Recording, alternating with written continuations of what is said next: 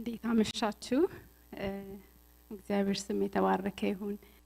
እንደገና እድል ሰጥቶን ደግሞ በዚህ ምሽት እግዚአብሔርን ቃል እንድንከፋፈል ቃሉን እንድንሰማ እንድናከብረው ይህን ጊዜ ስለሰጠን እግዚአብሔር የተመሰገነ ይሁን። መቼም ሁል ጊዜ ይሄ ቦታ አይለመድም፣ እግዚአብሔር ግን ይረዳኛል። ዛሬ የምንነጋገረው ፓስተር እንደተናገረው ስለ ወንጌል ኃይል ነውና በቃ ይሄንን ሳስብ እንዴት ደስ እንዳለኝ ልነግራችሁ አልችልም። ማለት ሁላችንም ደስ ይለናል። የእግዚአብሔር ዋና የልቡ ሐሳብ የሆነውን እርስ በርሳችን በዚህ መጨረሻ ዘመን ላይ ቆመን ተመልሰን ወደ ቀደመው ወደ ነበረው ወደ ልቡ ሐሳብ እንድንሄድ እንድንችል በቃ እግዚአብሔር እንደገና ልባችን ያነሳሳ በወንጌል የወንጌልን ኃይል እንድንመለከት በቤተ ክርስቲያን ውስጥ ብዙ ጊዜ ለምንድነው ሽባ ማይተረተረው? ለምንድነው እንደዚህ ማይሆነው? ድሮ እንደዚህ ነበረ እንደዛ የሚባል ነገር አለ። በርግጥም ይሄ ብዙ ስመለከት ብዙ ሳየው አይ ቲንክ ወንጌል የመመስከር ልማዳችን ስለቀረ ነው። ምክንያቱም ይሄ እግዚአብሔርን እንዲያውቁ ብዙዎቹ ነቢያቶች ስንመለከት ወደ ኋላ ሄደን ታምራት ድንቅ ታምራቶች የሚደረጉት እግዚአብሔርን እንዲያውቁ ነው። እንዲያውቁ እግዚአብሔር አምላክ እንደሆነ እግዚአብሔር አንድ አምላክ ብቻ እንደሆነ እንዲያውቁ ነውና ለወንጌልም ደግሞ ጌታ ኢየሱስ ክርስቶስ አዳኝ እንደሆነ እንድናውቅ እንዲያውቁ እነዚህ ምልክቶች ይከተላሉ የሚለው ሐሳብ የመጣው በዛ ምክንያት ነው። እና ይሄንን በመጉደሉ ምክንያት ይሄ ድንቅና ታምራት የሚሉትን ነገሮች በህይወታችን ኤክስፒሪየንስ እንዳናደርግ የሆነ ይመስለኛልና እግዚአብሔር ይመስገን ወደዛ አሁን እየሳበን ስለሆነ እግዚአብሔር ስለረዳን ምሕረት ስላረገልን እግዚአብሔር የተመሰገነ ይሁን። ቤተክርስቲያንም ደግሞ ይሄንን አይታ እያንዳንዳችን በዚህ ላይ ትኩረት እንድንሰጥ ስለተነሳች እግዚአብሔር የተመሰገነ ይሁን። የእግዚአብሔር ስም የተባረከ ይሁን። ጌታ ኢየሱስ ክርስቶስ እሱ ነው አይደል? የቤተክርስቲያን ራስ እና ቤተክርስቲያኔን እመሰርታለሁ ቤተክርስቲያኔን አንጻለሁ ያለው እሱ ነው። ቤተክርስቲያን የሱ ነውና ስለዚህ ቤተክርስቲያን ቪዥን አላት። የቤተክርስቲያን ራስ የሆነው እሱ መሪው ቪዥን ሰጥቷልና ያ ቪዥን በማቴዎስ 28 ላይ እንደተገለጸው ወንጌልን ስበኩ እኔ ከናንተ ጋር እስከ ፍጻሜ ከናንተ ጋር ሆናለሁ ብሏልና ለዓለም ሁሉ ወንጌልን እንድንመሰክር ነው። ስለዚህ እንደ አማኝ ዛሬ ዝም ብለን ከጥያቄ እንድናስበው ነው። እንደ አማኝ ምንድነው የእያንዳንዳችን በቤተክርስቲያን ውስጥ አስተዋጽኦአችን ምንድነው? ማለት እሱ ራስ እንደሆነ እኛ ደግሞ አካሉ እንደሆነን እያንዳንዳችን የተሰጠን ስራ አለ። መንፈስ ቅዱስ የሰጠን ጸጋ አለ። ከዛ ባለፈ ግን ወንጌል የሁላችንም ነው። ለሁላችንም የተሰጠ ኃላፊነት ነው። የሁላችንም ድርሻ ነው። በርግጥ የተለየ ጸጋ ለወንጌል የተለየ በቤተክርስቲያን ውስጥ እንደነ ጳውሎስ ለሌሎችም የተለየ ጸጋ ተሰጥቷቸው የሚያገለግሉ አሉ። በዚህ በወንጌል ብዙ የወጡና ነገር ግን ለነሱ ብቻ የተሰጠ አይደለም።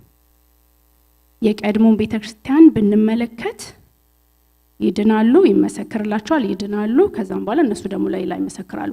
ይሄ ነው እና ለዛ ነው ምድርን ሁሉ ለመሙላት ምድርን ሁሉ ለመመስከር አንድ ሰው ወይም በቤተክርስቲያን ውስጥ አንድ ወንጌላዊ፣ ሁለት ወንጌላዊ፣ ሶስት ወንጌላዊ ሆኖ እንደዛ አይሆንም። ይሄንን ለመሙላት የእያንዳንዳችን ድርሻ ያስፈልጋል።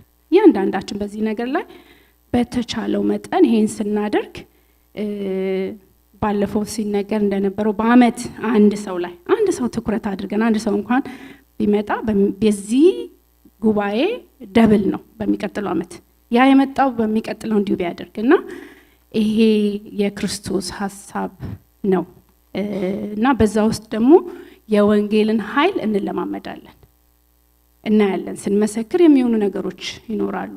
ምክንያቱም አንዱ ራሱ ሰው ሲድን ትልቅ ሚራክል ነው። ከምንም ነገር በላይ በሽታ ቢፈወስ አንድ ሰው ደግሞ ይታመማል፣ ምንም ጋራንቲ የለውም። ግን መዳን ግን ለዘላለም ነው የሚድነውና የመንፈስ ቅዱስ ስራ ስለሆነ የሰዎች ስራ ስላልሆነ እኛ ስለተናገርን ወይ እንደዚህ አይደለም። ወንጌል ራሱ መንፈስ ስላለበት ኃይል ስላለበት የማዳን ኃይል ስላለበት ሄዶ ሰዎችን የሚለውጥ ልባቸውን የሚከፍት የሚያድን እሱ ስለሆነ ሚራክል ነው። ይሄ በጣም ልንደነቅበት የሚገባን ነው የአንድ ሰው መዳንና የሁላችንም ድርሻ አለበት። ለዚህ በጣም ትልቅ ምሳሌ የሚሆንልን የተሰሎንቄ ቤተክርስቲያን ነው እና አንደኛ ተሰሎንቄን ቶሎ አውጡልኝና አንድ ሰው ቢያነብልኝ።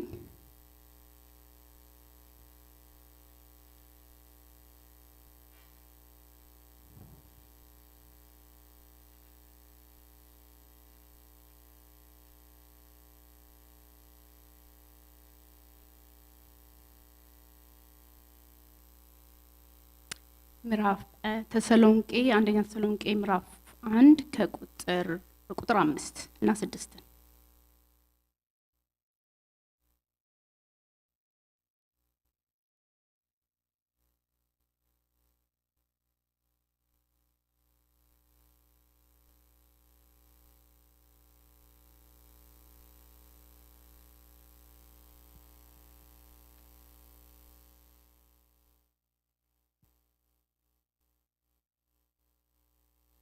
እንደገና አድርገን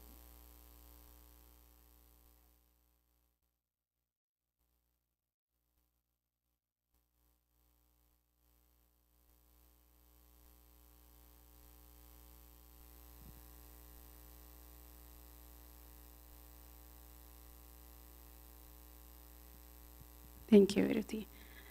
ወንጌላችን በኃይልና በመንፈስ ቅዱስ በብዙ መረዳትም እንጂ በቃል ብቻ ወደ እናንተ አልመጣምና። በቃል ብቻ አይደለም የመጣው፣ በመንፈስ ቅዱስ በኃይል በመንፈስ ቅዱስም ደግሞ በብዙ መረዳት ነው ወደ እናንተ የመጣው። ስለዚህ ይሄ ወንጌል ኃይል አለው፣ ያውም ደግሞ በጣም የሚያስደንቅ የመንፈስ ቅዱስ ኃይል ነው ያለው።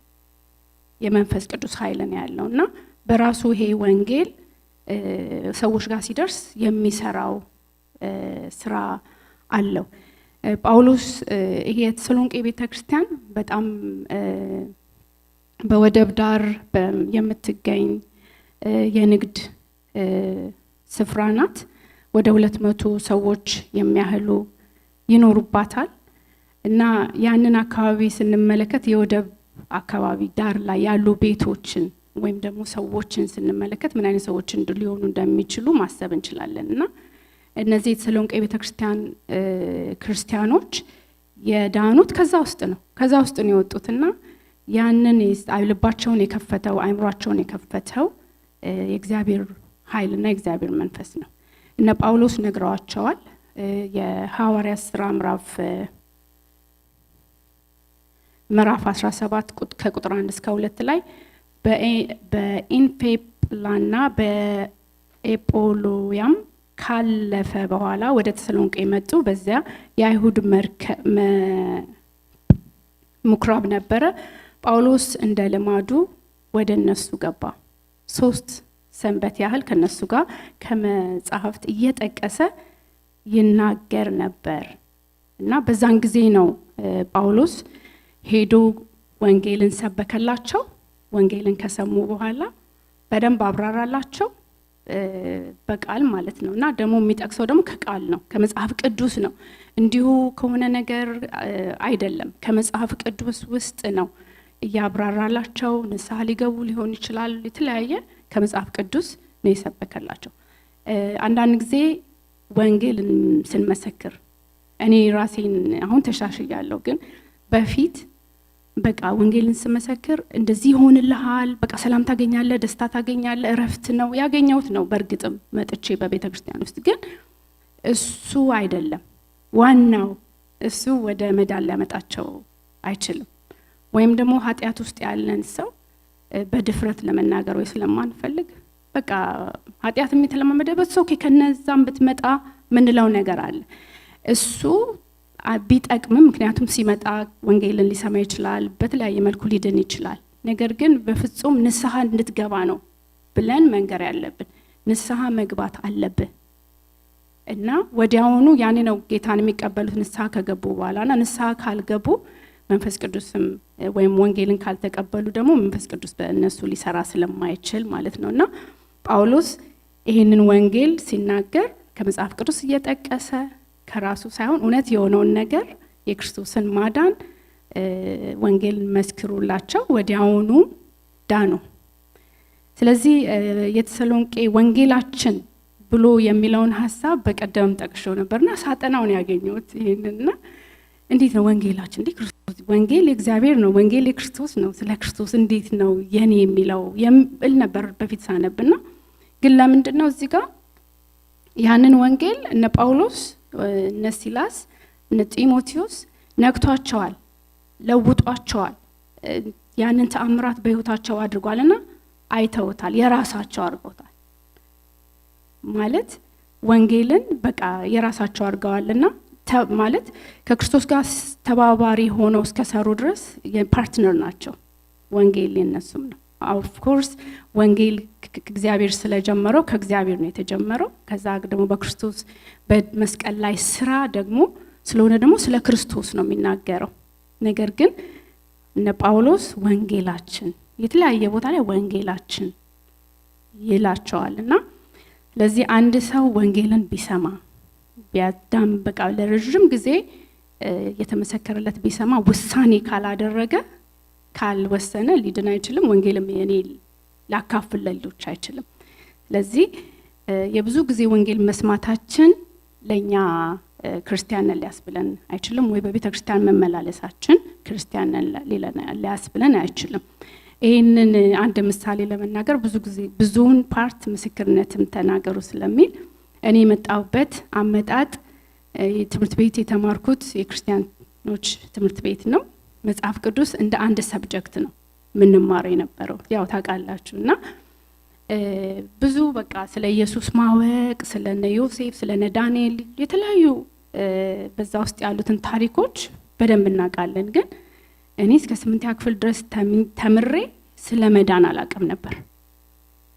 ለዛ ነው ወንጌል ይሄ ክርስቶስ በመስቀል ላይ መሞቱ በሶስተኛው ቀን መነሳቱ እንደገና ደግሞ ዳግመኛ መምጣቱ የሚለው ይሄ የወንጌሉ ቃል እቺ ቃል በጣም የሚገርም ኃይል አላት ሰውን የመቀየር ሰውን የመለወጥና ይሄንን አላውቅም ልቤ በፍጹም አላረፈም ነበርና ብሞት እሱንም ማሰቤ ይገርመኛል። ብሞት ወዴት ነው የምሄደው ድንገት ብዬ በጣም ፈራ ስለነበረ አንድ ቀን ግን ቤተክርስቲያን ሄጄ ሌሎችም ጥያቄዎች አሉ ወንጌል እንዳልቀበል የሚያደርጉኝ ነገሮች እንዴት ማርያምን ክደው እላለሁ፣ እንዴት ከሷ ጋር ሊያለያዩኝ ነው እላለሁ። እና አንድ ቀን ግን ሄጄ አሁን ከምናጠናው ባይብል ስተዲ ዲሲፕልሺፕ ከምናጠናው ክፍል ጋር በጣም ይመሳሰላል። ሄጄ እዛ ቦታ ላይ ስለ ማርያም በቃ ከቅድስት ድንግል ማርያም ተወልዶ የሚለውን ድምጽ ስሰማ እንዴ ለካ ማለት የሰማሁት ነገር ውሸት ነው።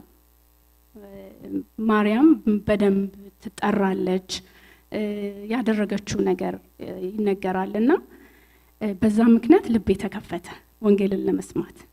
ስለዚህ አካባቢን የሚለው ቦታዎችን ማየት ራሱ ባህል የሚለው ነገር በጣም አስፈላጊ ነው ወንጌል ለመስከርና አንዷ እኔ እንደዛ በነበርኩበት እምነት ቤት ውስጥ ያለውትን በዛ መሰረት ነው ወንጌል የተመሰከረልኝና ጌታን ተቀበልኩ። ከዛ በኋላ ግን ወዲያውኑ ወንድሜ ጋር መጣው እና ወንድሜን ጠራሁት።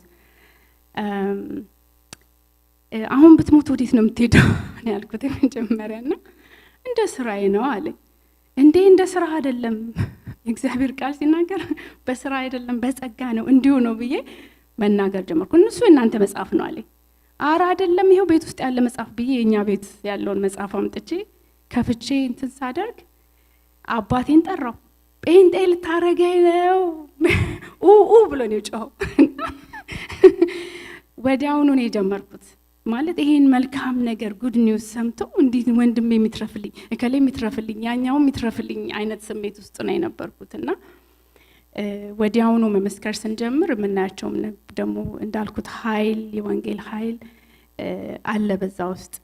ስለዚህ ወንጌላችን ብሎ ጳውሎስ እንደዛ ነው ወንጌልን የራሳቸው አድርገውታል። ሌላው እንደተናገርኩት ኃይል ማለት የመንፈስ ቅዱስ ኃይል ነው። መንፈስ ቅዱስ እንግዲህ በዚህ ብቻችንን የምንናገር እንዳይመስለን፣ ስንናገር በውስጡ ወንጌል መንፈስ ስላለበት ህይወት ስላለበት ያንን ሰው ገብቶ ይነካዋል። የኛ ስራ አይደለም፣ እኛ መናገር ብቻ ነው የሚጠበቅብን። ስራውን የሚሰራው ግን እሱ ስለሆነ በጣም ኢንከሬጅ አደርጋችኋለሁ። ማለት ለመናገር በቃ ይድናል አይድንም ከነገራችሁት ሰው ከዛ በኋላ እኛ ሌላ ቦታ ምናልባት እናንተ ጋር ጌታን አልተቀበለም ይሆናል፣ ሌላ ቦታ ግን ሄዶ ግን ሊቀበል ይችላል። እንደዛ አይነት አንዳንድ ጊዜ ሰሰን በጣም ብዙ የመሰከረችላቸው ሰው እኔ ጋር መጥቶ ጌታን ተቀብለው ከዛ ሰሰን እንደዛ ሰሰን እኮ ብዙ ጊዜ መስክራልኛለች።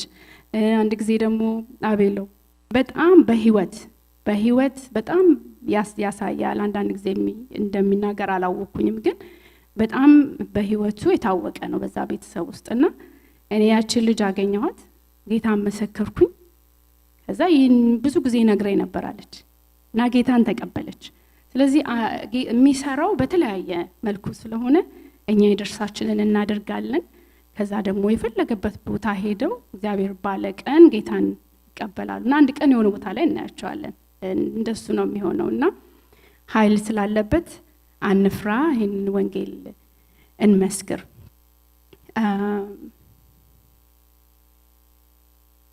ሌላው በብዙ መረዳት የሚለው ሐሳብ እዚህ ላይ በብዙ መረዳት እነዚህን ሰባኪዎችን ጳውሎስን ሌሎችም ወንጌል የሚሰብኩልንን በብዙ መረዳት ሲል መንፈስ ቅዱስ ነው ያስረዳቸው።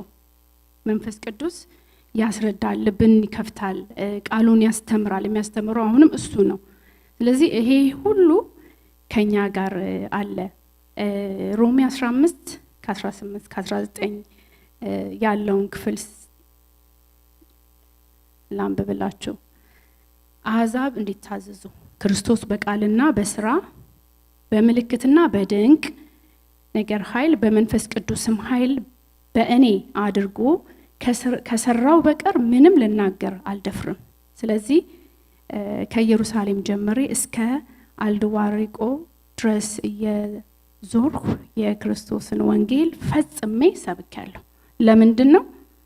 በቃ እሱ ነው ድንቅም የሚያደርገው፣ ኃይሉም የሱ መንፈስ ቅዱስም ከኔ ጋር ስለሆነ ኃይሉ ከሱ ጋር ስለሆነ እኔ መናገሬን እኔ መጠቀሚያ ነኝ እንጂ የሚሰራው እሱ ነው።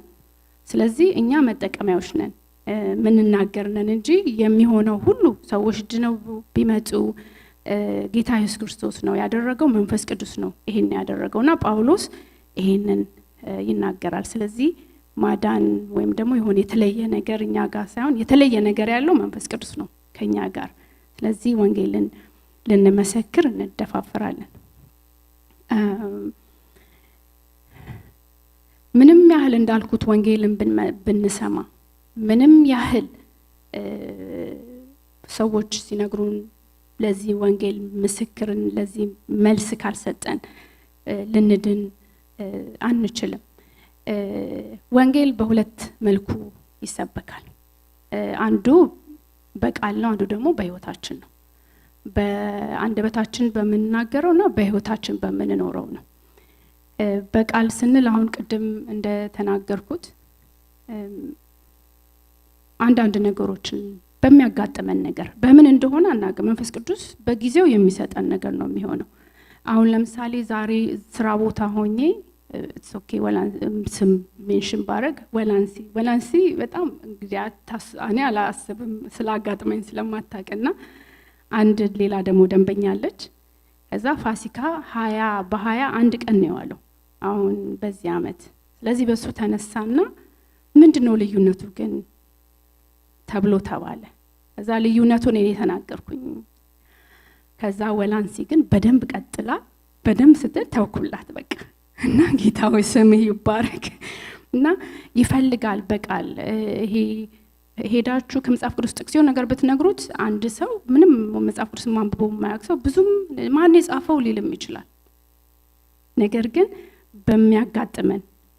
በሚያጋጥመን ጊዜ በሚመጣው ነገር እኛ ሬዲ ከሆንን መንፈስ ቅዱስ ራሱ ይሰጠናል ምን እንደምንናገር የሚለው እሱ ነው። ጥቅስ ሸምድደን ኦፍ ኮርስ ሊሆን ይችላል ያስፈልገናል የቃሉ ሙላት በደንብ።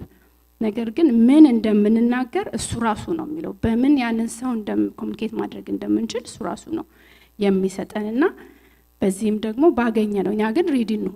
አንድ ሰው ስናይ ካልዳንን ምንድነው የምንሰራው? በቃ ማሰብ መቻል አለብን። እንዴት አድርጌ ነው ይሄን ሰው ልነግረው የምችለው ብለን ማሰብ መቻል አለብን። ምክንያቱም ሁላችንም ለዚህ ነው የተጠራ ነው። ለምሳሌ አንድ ሰው የሆነ ትልቅ ኮንፈረንስ አድርጎ ብዙ ሺህ ሰው በተሰበሰበበት 1000 ሰው ምናልባት ቢድን አንድ ሰው ሰብኮ ማለት ነው። ምናልባት ምንም ልዩነት ላያመጣ ይችላል። 1000 ሰው ዳነ ኦኬ።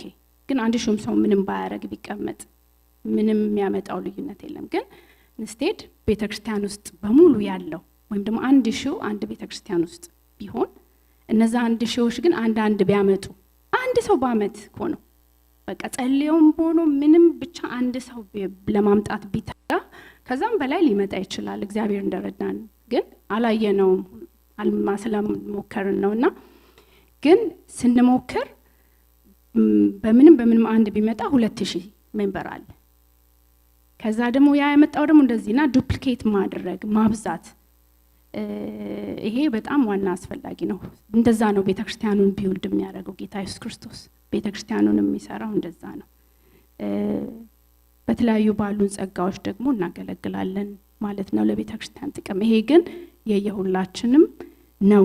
ወንጌልን የራሳችን እናድርገው። ምክንያቱም የኛ ነው። አብረን ነን፣ ፓርትነር ነን፣ የምንሰራ ነን አብረን።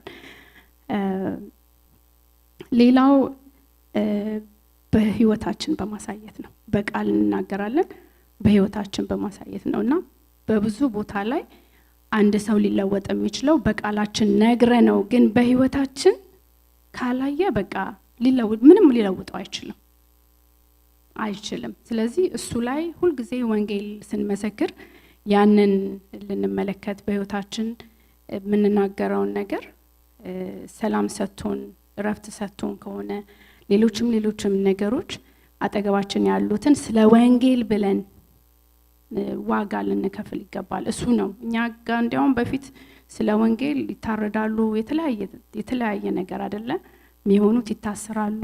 ግን እዚህ አይ ቲንክ በጣም ትግል ራሳችን ስጋችን ነው መሰለኝ ከስጋችን ነው የታገለን ያለ ነው ማለት በቃ እሱ ነው ያስጨነቀን። ሰንሰለታችን መከራችን ምናምን የምንለው ይሄ ስጋን ማሸነፍ ይሄ እኔነት የሚለው ነገር ይመስለኛልና እሱን በጣም በትህትና ስለሆነ ወንጌል የሚነገረው ትህትና ከሌለ ማንም ሊሰማን አይችልም። በእውነት እኔ እግዚአብሔር አምላክ ይርዳን እና ይሄን ነገር ማስተዋል ይገባናል። ስለዚህ ወንጌልን በምንመሰክርበት ጊዜ የምናያቸው ታምራቶች አሉ። አንድ ጊዜ እንዲህ በጣም ብዙ ጊዜ እየመሰከርኩላት አንዲት ልጅ ጸጉር ቤት በቃ በጣም እንዲያውም ኤቲስት እንኳን እንደዛ እንትን አይል በጣም ነው የምትቀልደውና በሚቀጥለው ስትመጣ ሞክራል በሚቀጥለው ምንም አላርፍም። እሷም ደግሞ በቃ የምትለው ነገር አጣጣ። እዛ አንድ ቀን ግን አሁን ብትሞቺ ግን ወዴት ነው የምትሄጂው አልኳት። እንዴት እንዳልኩ አላውቅም። ብትሞቺ ወዴት እንደምትሄጂ ታውቂያለሽ ስላት ጸጣለች። ጸጉሩን ሰርቼው እስከመጨረስ ድረስ ኮንቨርሴሽን ያዘጋችኝ። ከዛ ወይ ዛሬ በጣም አለፍኩ አልኩኝ። በጣም የማይገባን እንዲህ ሰው ብትሞት ተብሎ ይባላል ማን ነገር ነው የተናገርኩት ብዬ። ከዛ ግን ልክ ልትወጣ ስትል ገኒ ጸልይልኝ ሮብ ሰርጀሪ ያላለች እንዴ። እና በሚገርም ሁኔታ በቃ ትሞቻለሽ የሚል ድምጽ ሰማለሁ። እኔ እንግዲህ እሱ እንደሚላት አላወኩም። ያንን መንፈስ ቅዱስ ነው የገለጠው። እና ትሞቻለሽ የሚልና 2 አመት ሙሉ አንድ ሰርጀሪ አርጊ ተብዬ ትሞቻለሽ ስለሚለኝ እንትን አልልም አለች። ኢትዮጵያ ሁሉ ሄድኩኛለች በሌላ መንገድ ልትሞክር። ከዛም በኋላ ደነገጥኩ። የባሰ በቃ ወይኔ ብዬ ከዛ ግን እሺ ጸልልሻለሁ አልኳት። ሮብ ቀን ነው፣ ሰኞ ረፍት ነኝ እቤት ዝም ብዬ እንዲያውም እየጠረኩ ነው ደወልኩላት ትዝ ብላኝ። ከዛ ልጸልይልሽ አልኳት ትስማሚያለሽ ወይ? ከዛ በሚገባት በጣም ሾርት የሆነ ጸሎት ነው የጸለይኩትና ከዛ በመሃል አሜን አትልም ትጠፋብኛለች። እንዲያትሰማ ይሃሎ እየሰማሽ ነው ላለ መጨረሻ ላይ በቃ ሰምቻለሁ አለች። ተዘጋ። ሮብ ቀን ሰርጀሪው አንደኛ አንቺ ጋር ነው የደወልኩት አለች። ምንም አልሆንኩኝም። ከዛ እግዚአብሔር ይመስገን ተመስገን። ከዛ በሁለተኛው ሳምንት መጣች። በደንብ አልዳነችም እና አሁንም ጸጉሯን ያሰራውትን ጸጉር እንትን ያስተካክልኩ ነው መስራት መታጠብ ስለማልችል ነው እንጂ የመጣችው ቁስሉ እንዳለ ነው። ከዛ ግን የሆነ ማጂክ አለሽ አለች። የምን ማጂክ? ኧረ ከዛ ትዝ አለኝ። ምን ነው? ከዛ ዛን ቀን እኮ ስትጸልይ ወደ ላይ ወደ ታች ወደ ላይ ወደ ታች በቃ ያሯሯጠኝ ስትል ወዲያውኑ ጌታ ስሙ ይባረክ በጣም ነው እንዴ ሰይጣን ይኖርብኛው ስትል አዎ አልኳት። እንደዚህ የሚያደርገው የኢየሱስ ስም ሲጠራ የሚጨነቀው ሰይጣን ስለሆነ ሰይጣን ያስጨነቀሽ፣ ወደ ቤተ ክርስቲያን መጥተሽ የበለጠ ጸሎት ያስፈልግሻል አንቺ እና በዛን ወቅትም ደግሞ እንደዛ አይነት ድምጽ ሰምተሽ ገና ስንጸልይ ተፈወሽው አልኳት። ገና እግዚአብሔር ቀድሞ የጸለይን ጊዜ ፈውሶሽ ነበረ እና አይዞሽ አትሞችም ብዬ እንደዛ መሰከርኩና ያው እኔም እንዴ ያለ እንዴ ማለት እንዴ አይነት ዲ ላይ ኃይል ያለ ነው ጠላት እንደዚህ ብዙ ነገር የሚያደርገኝ እንዴት በእኔ ላይ እንደዚህ ይቀልዳል ጠላትና አይ ከም በኋላ ጸልያለሁ ቤት እየገባሁኝ ያልኩኝ እና ያስደስታል። ይሄንን አይነት ነገሮች እንለማመዳለን። ሌሎችም ብዙ አሉ። አሁን እነሱ አይደሉም የሚያስፈልጉት፣ ግን ተአምር አለ ልላችሁ ብዬ ነው። ተአምር አለ በቤተ ክርስቲያን ውስጥ ሁላችንም ብዙ ነገሮች አጋጥመውን ሊሆን ይችላል። ከኛ አይደለም የሆኑት ነገሮች ሁሉ እግዚአብሔር ጸሎታችን ስለሰማ ጌታ ስለረዳን ነው በህይወት መኖራችን በዚህ ቤት መኖራችን እንኳን የህይወታችን እለት መለወጥ እንኳን ከመንፈስ ቅዱስ የተነሳ ነው ተአምር ነውና ተአምር አለ ወንጌልን በመመስከርበት ጊዜ። ስለዚህ ወንጌልን ለመመስከር በጣም ተተለንን ለማመድ እርስ በርሳችን ኢንካሬጅ እንደራረግ። ገና ብዙ ማየት ፈልጋለሁኝ እኔ በራሴ ህይወት ማለት ይሄ ትላንት ታሪክ ነው፣ ግን ነገን እንዴት ነው ብዬ አብረናውን እየተማርን ያለ ነው። ያ የትላንትና ታሪክ ነው። ዛሬ ወደፊት ለመሄድ እንደገና ይሄንን እያሰብኩኝ ይሄንንም ቃል ሳጠና ወደ ልቤ መጥቶ ለካ እግዚአብሔር ኃይል አለ በዛው ሰዎችን የሚድኑት በኃይል ነው ባንተ ስራ ነው እና ያልኩኝ ይሄንን ውስጤን በደንብ አነቃቅቶታል ለኔምና እግዚአብሔር የተመሰገነ ይሁን። ስለዚህ ወንጌል የምንመሰክረው ጌታ ኢየሱስ ክርስቶስ ቪዥን ሰጥቶናል። ያ ቪዥን አብረን እስከምንሰራ ድረስ በቤት ውስጥ ይሄን እያደረገን ነው። ዋናው ሌሎች ብዙ ሚኒስትሪዎች ሊኖሩ ይችላሉ። የጸሎት ግሩፕ ሊሆን ይችላል፣ ዴሴል ቢሆን ሁሉም በዚህ አክቲቪቲዎች እነሱ ስለ ወንጌል ነው እነዛ የሚደረጉት በሙሉ። ነገር ግን ዋናው የሱ ቪዥን ቤተክርስቲያን ዓለምን በክርስቶስ ለመጠቅለል እስከሆነ ድረስ ሁላችንም ድርሻ አለን፣ የመመስከር ድርሻ አለን። እያንዳንዳችን የመመስከር ድርሻ አለን። ስለዚህ በዚህ ነገር ላይ በዚህ ዓመት ስለ ወንጌል እንደምንነጋገር ሁሉ ባለፈው ፓስተርም ጀምሮታልና ወንጌል እንማር እናስተምር፣ ወንጌል የዕለት ተዕለት ተልኳችን ይሁን።